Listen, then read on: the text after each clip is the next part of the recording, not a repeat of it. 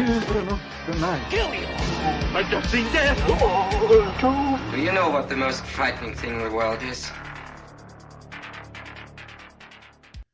Today we are going to talk about Flight 401, the doomed Flight 401, and all the ghostly happenings around this plane.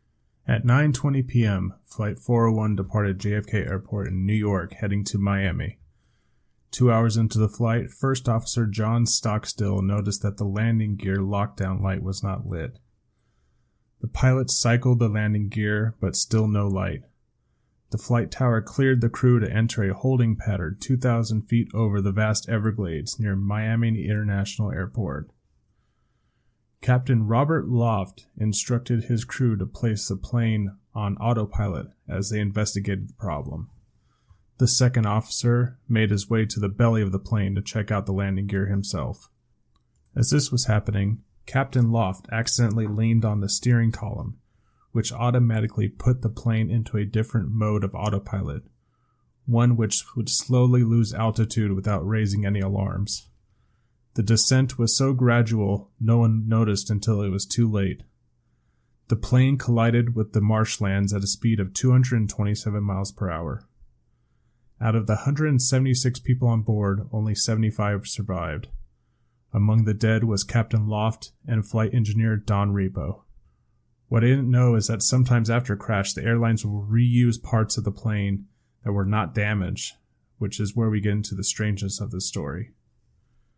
As pieces of the doomed aircraft made their way onto other L-1011s, sightings began of Loft and Repo almost immediately.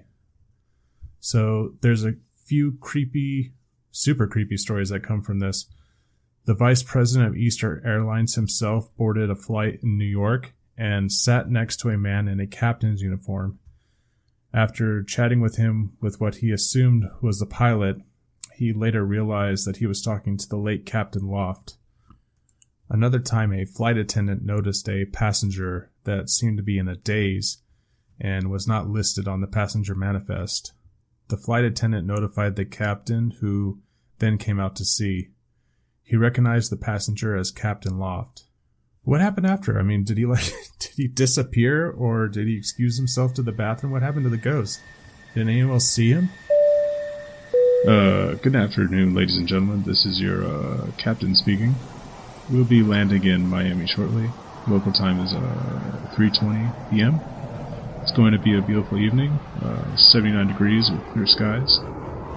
If you take a look to your right, you'll see the ghastly death mask of the former captain. As you can see, his face seems to be locked in a never-ending scream. Just try to ignore that. We'll be landing shortly. Alright, so here's the scariest of the sightings. On another New York flight to Miami, an attendant opened up her overhead locker to see Loft's face staring back at her. On a separate flight, an attendant saw the captain's face staring at her from inside the galley oven. She called for 2 other attendants to come see the face, and then the specter told the flight attendants, "Watch out for the fire in this plane." On the flight back, the engine had to be shut down, then it burst into flames. After landing and evacuating the plane, the crew came back to find a flight mechanic in the galley who said they were fixing the oven. When the normal mechanics told the crew that they never fixed the oven, they were given photos to look through and picked out the deceased Don Repo as the man in the galley.